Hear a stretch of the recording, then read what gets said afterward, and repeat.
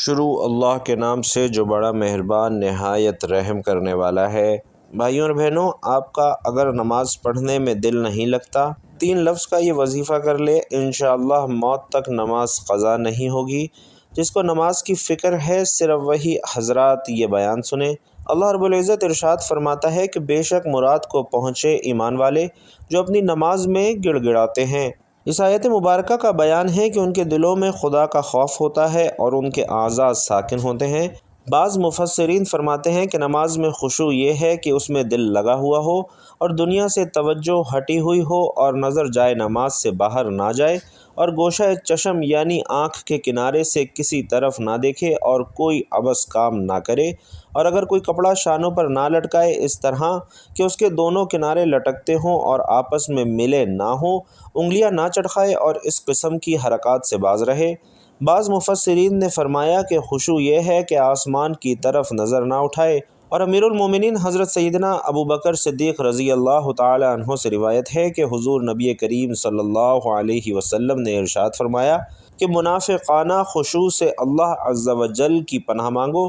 ناظرین، انتہائی اہم نکتہ ہے کہ منافقانہ خشوع سے اللہ کی پناہ مانگو۔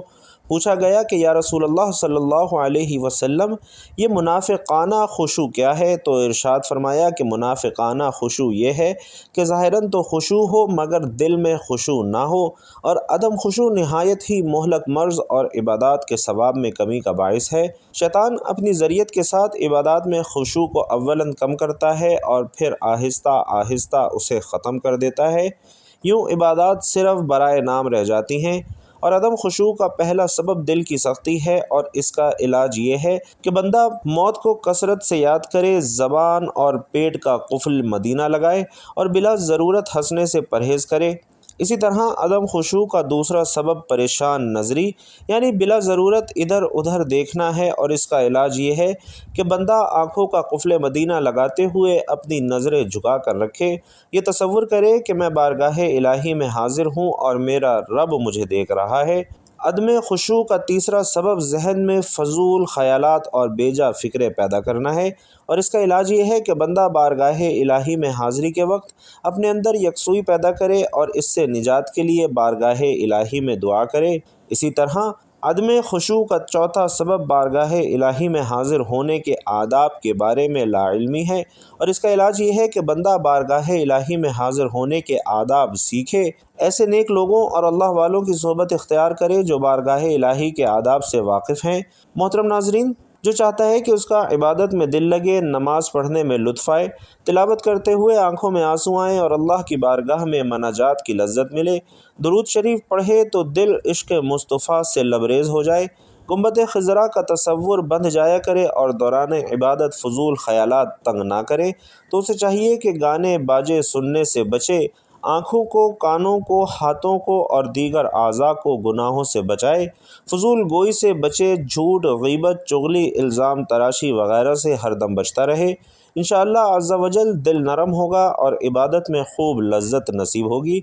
محترم ناظرین، جو بندہ لذت عبادت کا طلبگار ہے اسے چاہیے کہ دل سے دنیا کی محبت نکال دے اور فکر آخرت کو اپنا لے، تو اس کی برکت سے انشاءاللہ عبادت میں لذت اور یکسوئی نصیب ہوگی۔ حضرت ابو عبداللہ قرشی رحمۃ اللہ علیہ فرماتے ہیں کہ ایک شخص نے کسی نیک بزرگ کی خدمت میں عرض کیا کہ عالی جاہ، میں نیکی کرتا ہوں مگر دل میں نیکی کی لذت نہیں پاتا۔ اللہ پاک کے اس بندے نے فرمایا کہ تمہارے دل میں ابلیس کی بیٹی یعنی دنیا رہتی ہے، اور یقیناً باپ یعنی شیطان اپنی بیٹی دنیا سے ملنے تمہارے دل میں آتا جاتا رہتا ہے۔ ظاہر ہے ابلیس جب بھی تمہارے دل میں آئے گا تو فساد ہی پھیلائے گا، اور یہ وجہ ہے کہ تمہیں نیکی کی لذت نہیں ملتی۔ اسی طرح روایت ہے کہ اللہ پاک نے اپنے نبی حضرت داؤد علیہ السلام سے فرمایا کہ اے داؤد، اگر مجھ سے محبت کرتے ہو تو دنیا کی محبت کو دل سے نکال دو، بے شک میری محبت اور دنیا کی محبت ایک دل میں جمع نہیں ہو سکتی۔ اسی طرح بھائیوں اور بہنوں، ایک مرتبہ حضرت عیسیٰ علیہ السلام نے اپنے حواریوں کو فرمایا کہ مردوں کے پاس مت بیٹھا کرو ورنہ تمہارا دل مردہ ہو جائے گا۔ حواریوں نے عرض کیا کہ مردے کون ہیں؟ فرمایا کہ دنیا میں رغبت رکھنے اور دنیا سے محبت کرنے والے۔ عبادت میں لذت پانے کا ایک بہترین طریقہ ناظرین یہ بھی ہے کہ ہم اللہ پاک کے نیک بندوں کی صحبت اختیار کریں۔ الحمدللہ اللہ پاک کے نیک لوگوں کے پاس اٹھنے بیٹھنے سے ان کی باتیں سننے، ان کی طرف محبت سے دیکھنے اور ان کی سیرت اپنانے کی برکت سے دل کی سختی دور ہو جاتی ہے اور فکر آخرت نصیب ہوتی ہے۔ حضرت جعفر بن سلیمان رحمۃ اللہ علیہ فرماتے ہیں کہ میں جب کبھی اپنے دل میں سختی پاتا تو صبح سویرے حضرت محمد بن واسع رحمۃ اللہ علیہ کی خدمت میں حاضر ہو جاتا اور اس کی برکت سے مجھے بہت فائدہ پہنچتا تھا۔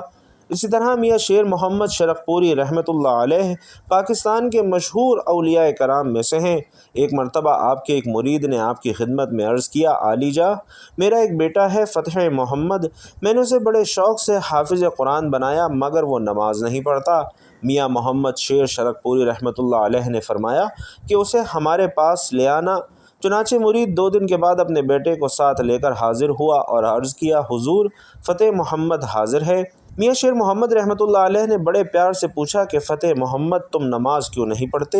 عرض کیا کہ نماز پڑھنے میں میرا دل نہیں لگتا، اگر نماز پڑھوانی ہے تو دل لگوا دے۔ میاں محمد شیر شرق پوری رحمۃ اللہ علیہ چٹائی پر لیٹے ہوئے تھے۔ فتح محمد کی بات سن کر جوش میں اٹھے اور کلمے کی انگلی سے اس کے دل کی طرف اشارہ کر کے فرمایا، جاؤ اب دل لگا کرے گا۔ بس اللہ پاک کے ولی کامل کا اتنا ہی کہنا تھا اور فتح محمد کی یہ کیفیت ہو گئی کہ ظہر کی نماز شروع کرتا تو عصر تک ظہر ہی مکمل ہوتی، عشاء کی نیت باندھتا تو فجر ہو جاتی۔ اللہ پاک ہمارے دل کی سختی دور فرمائے، ہمارے دل روشن ہوں اور کاش نمازوں میں ہمارا دل لگ جائے، کاش عبادت کا ذوق و شوق ہمیں نصیب ہو جائے، کاش ہمیں عبادت کی لذت ملے اور اس پر استقامت نصیب ہو جائے۔ یہ بات ظاہر ہے کہ کامیاب مومن بننے کے لیے نماز میں عجز اور انکساری اور خشوع و خضوع کی ضرورت ہے، جیسے اللہ نے فرمایا کہ یقیناً فلاح اور کامیابی ہے ان ایمان والوں کے لیے جو اپنی نمازوں میں خشوع اختیار کرتے ہیں۔ نماز میں خشوع اور خضوع پیدا کرنے کے کئی ایک ذرائع ہیں جن میں سے چند ایک درج ذیل ہیں۔ پہلا یہ کہ انسان کو نماز کا معنی اور مفہوم سیکھنا چاہیے کہ جو کچھ وہ کہہ رہا ہے، کر رہا ہے، اسے سمجھے، قرأت، دعا، ذکر و اذکار کے الفاظ و معانی پر غور کرے اور ذہن میں یہ بات ہو کہ عبادت کرتے ہوئے اللہ کو دیکھ رہا ہوں، اپنے رب سے محو گفتگو ہوں، جیسا کہ حدیث جبریل میں احسان کا معنی بتلایا گیا ہے کہ تم اللہ کی عبادت اس طرح کرو گویا کہ تم اللہ کو دیکھ رہے ہو۔ اور اگر یہ کیفیت پیدا نہیں ہوتی تو اسے کم از کم یہ خیال ضرور رہے کہ اللہ تو مجھے دیکھ رہا ہے۔ انشاءاللہ اس طریقے سے نماز کی لذت محسوس کرے گا اور نماز آنکھوں کی ٹھنڈک ہو جائے گی، جیسا کہ رسول اللہ صلی اللہ علیہ وسلم نے فرمایا کہ میری آنکھوں کی ٹھنڈک نماز میں ہے۔ ناظرین، دوسرا طریقہ یہ ہے کہ ایسی سوچ و بچار کو دور کرنے کی کوشش کرے جو نماز میں آڑے آتی ہے اور وساوس شیطانی کو دفع کرے تاکہ شہوات نفسانی سے دل نکل کر اللہ کی محبت میں اٹک جائے۔ نماز پرسکون طریقے سے ادا کرے، جلد بازی سے کام نہ لے، اور جب تک نماز میں سکون و اطمینان نہ ہو نماز ادا نہیں ہوتی، جیسا کہ حدیث میں ہے کہ جو نماز میں رکوع اور سجدہ صحیح نہیں کرتا اسے نماز کا چور قرار دیا گیا ہے۔ ایک حدیث میں ہے کہ رکوع اور سجدے میں ٹھونگے مارنے والے کو اس بھوکے آدمی کی طرح قرار دیا گیا ہے جو 1 یا 2 کھجوریں کھاتا ہے اور یہ اسے کچھ فائدہ نہیں دیتی۔ نماز کے اندر موت کو یاد کرے کہ جب موت یاد آئے گی تو نماز عمدہ طریقے سے ادا کرے گا اور یہ یقین کر کے نماز پڑھے گا کہ شاید اسے اگلی نماز پڑھنے کا موقع نہ ملے۔ اسی طرح ناظرین، نماز کی دعائیں اور ذکر و اذکار زیادہ سے زیادہ یاد کرے اور مختلف نمازوں میں مختلف دعائیں اور اذکار جو احادیث میں وارد ہے پڑھے، کیونکہ ایک مختصر سی دعا جو یاد ہوتی ہے وہ آدمی کی عادت اور روٹین میں آ جاتی ہے اور پھر اس کی زبان پر ورد تو جاری ہوتا ہے لیکن دل فکر سے خالی ہو جاتا ہے، یعنی ہماری نماز بطور عادت ہوئی، عبادت نہیں ہوئی۔ اور جب نماز کے اذکار مختلف یاد ہوں گے، بدل بدل کر پڑھے گا تو نماز میں دھیان اور توجہ رہے گی اور خشوع و خضوع حاصل رہے گا۔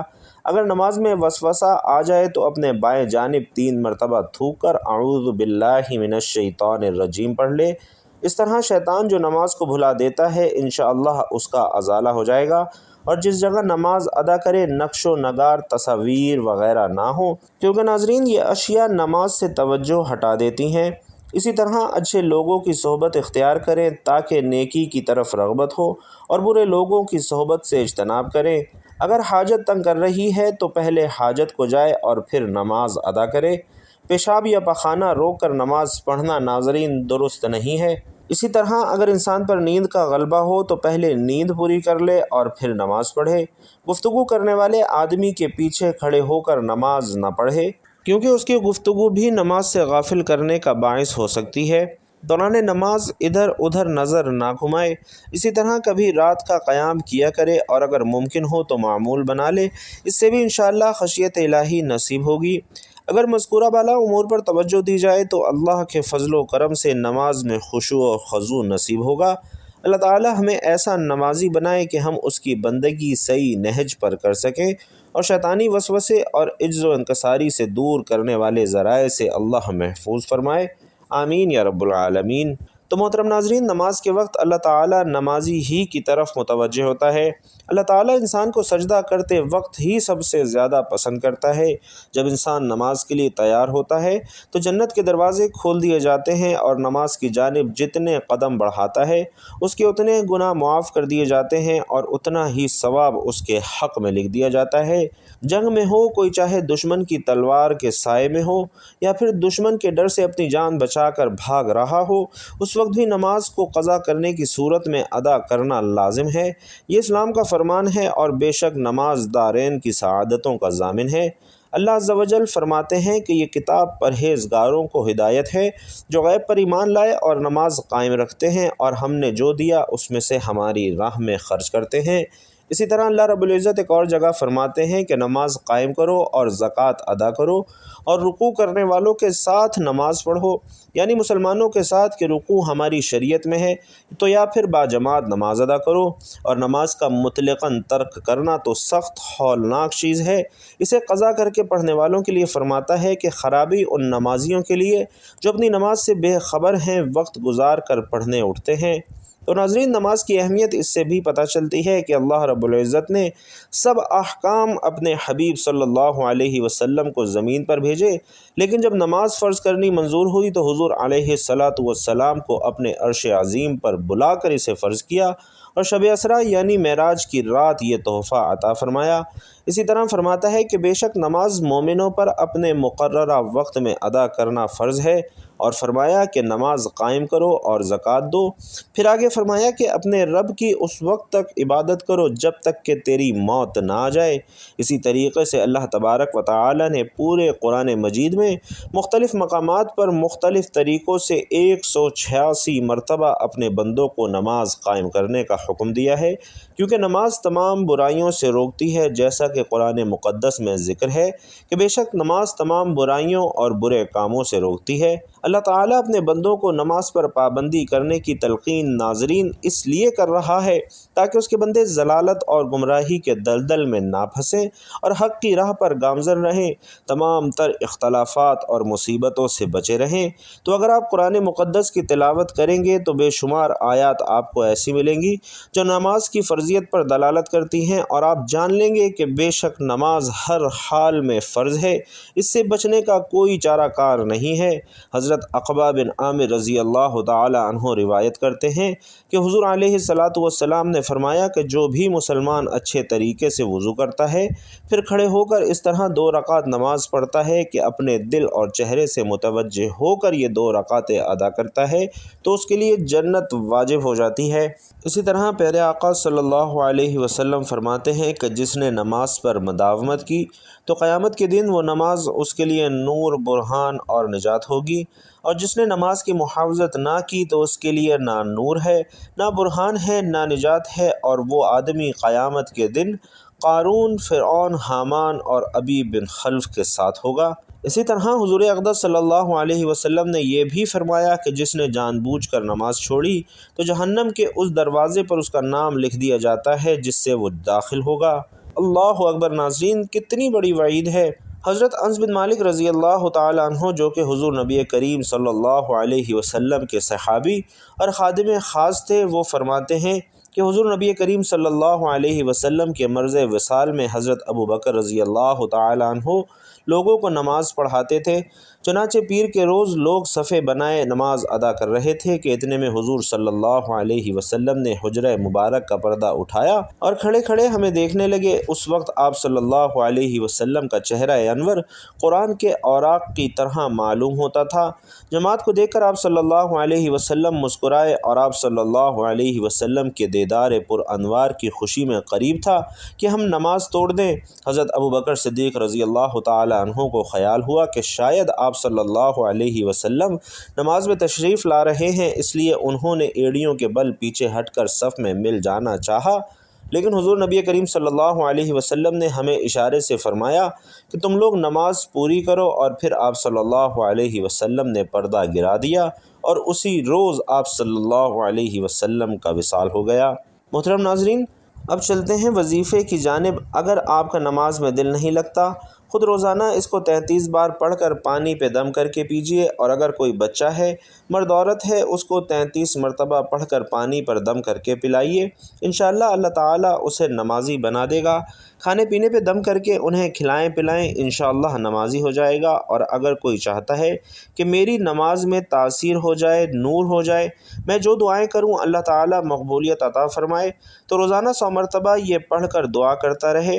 یہ 103 نمبر آیت ہے سورۃ النساء کی، فَإِذَا اطْمَأْنَنْتُمْ فَأَقِیمُوا الصَّلَاةَ۔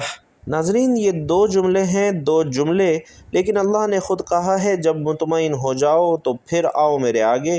یہ نہیں کہ تھکے ہوئے ہو، نیند میں ہو، بھوک میں ہو، نماز میں ہو، اس حالت میں نماز نہیں پڑھنی، بلکہ اپنے آپ کو فریش کر کے، مطمئن کر کے پھر آپ اللہ سے مانگیں۔ یہ آپ اللہ سے باتیں کر رہے ہیں، انشاءاللہ اس سے آپ کو ملے گا۔ اور آپ یہ 100 مرتبہ پڑھ کے جتنے دن پڑھیں، کم از کم 11 دن ضرور پڑھیں، اللہ تعالیٰ آپ کی نماز میں انشاءاللہ سکون لے آئے گا، نماز میں آپ کا دل لگے گا اور آپ کی نماز میں خشوع پیدا ہو جائے گا۔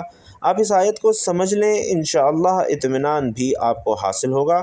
جس کو یہ نماز سے پہلے جو یہ ایک بار پڑھے گا، یا قرآن کی تلاوت کرنے سے پہلے، نوافل ادا کرنے سے پہلے، یا کسی بھی عبادت سے پہلے یہ پڑھے گا اور پڑھ کر سینے پر اچھی طرح پھونک مار لے گا، اس کے بعد جو بھی عبادت کرے گا انشاءاللہ اس میں سکون حاصل ہوگا، اطمینان حاصل ہوگا، خشوع اور خضوع نصیب ہوگا۔ ناظرین، سورۃ البقرہ کی آیت نمبر 186 میں اللہ رب العزت ارشاد فرماتے ہیں، اور اے پیغمبر، جب تم سے میرے بندے میرے بارے میں دریافت کریں تو کہہ دو کہ میں تمہارے پاس ہوں۔ جب کوئی پکارنے والا مجھے پکارتا ہے تو میں اس کی دعا قبول کرتا ہوں۔ تو ان کو چاہیے کہ میرے حکموں کو مانیں اور مجھ پر ایمان لائیں تاکہ نیک راستہ پائیں۔ اور قرآن مجید کی سورۃ الاعراف میں اللہ رب العزت یوں ارشاد فرماتا ہے کہ لوگوں، اپنے پروردگار سے عاجزی سے اور چپکے دعائیں مانگا کرو، وہ حد سے بڑھنے والوں کو دوست نہیں رکھتا، اور ملک میں اصلاح کے بعد خرابی نہ کرنا، اور خدا سے خوف کرتے ہوئے اور امید رکھ کر دعائیں مانگتے رہنا، کچھ شک نہیں کہ خدا کی رحمت نیکی کرنے والوں سے قریب ہے۔ حضرت عبداللہ بن عمر رضی اللہ تعالی عنہ سے روایت ہے کہ رسول اللہ صلی اللہ علیہ وسلم نے فرمایا کہ دعا کارآمد اور نفع مند ہوتی ہے، اور ان حوادث میں بھی جو نازل ہو چکے ہیں اور ان میں بھی جو ابھی نازل نہیں ہوئے، بس اے خدا کے بندو دعا کا اہتمام کیا کرو۔ ایک اور حدیث میں ہے کہ حضرت عبداللہ بن مسعود رضی اللہ تعالی عنہ روایت کرتے ہیں کہ حضور علیہ الصلاۃ والسلام نے فرمایا کہ اللہ سے اس کا فضل مانگو، کیونکہ اللہ کو یہ بات محبوب ہے کہ اس کے بندے اس سے دعا کریں اور مانگیں، اللہ تعالیٰ کے کرم سے امید رکھتے ہوئے اس بات کا انتظار کرنا کہ وہ بلا اور پریشانی کو اپنے کرم سے دور فرمائے گا، اعلیٰ درجے کی عبادت ہے۔ اور حضرت ابو ہریرہ رضی اللہ تعالی عنہ سے روایت ہے کہ حضور نبی کریم صلی اللہ علیہ وسلم نے فرمایا کہ اللہ کے یہاں کوئی اور چیز، کوئی اور عمل دعا سے زیادہ عزیز نہیں ہے۔ تو بھائیوں اور بہنوں، ان چیزوں پر عمل کیجئے۔ سورۃ النساء کی آیت نمبر 103 کا جو حصہ آپ کو بتایا ہے، زیادہ سے زیادہ ان کلمات کو ادا کیجئے، انشاءاللہ آپ کا عبادت میں دل لگے گا، نماز میں خشوع اور خضوع پیدا ہوگا، اور انشاءاللہ آپ جو بھی عبادت کریں گے اس میں آپ کو خوب اطمینان اور سکون نصیب ہوگا۔ اللہ رب العزت سے دعا ہے کہ ہم سب کو نیکی کی بات سننے، سمجھنے اور اس پر عمل کرنے کی طاقت اور توفیق مرحمت فرمائے۔ میرا سنانا اور آپ کا سننا اپنی بارگاہ میں قبول و منظور فرمائے، آمین یا رب العالمین۔ بھائیوں اور بہنوں، آخر میں آپ سے گزارش ہے کہ کمنٹ باکس میں اگر ویڈیو پسند آئی ہو تو جزاک اللہ ضرور لکھیے گا۔ اللہ تعالیٰ آپ سب کا حامی و ناصر ہو، آمین یا رب العالمین۔